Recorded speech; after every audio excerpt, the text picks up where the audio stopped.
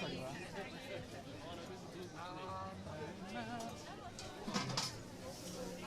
Real, and you people? There's 6 of us. One of you's from there?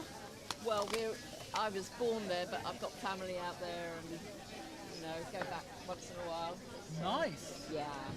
North or South Island? North Island. North. Auckland? That's where we're staying. Yeah. Nice. I've got some old friends and cousins who live in beautiful places, so we could be floating around.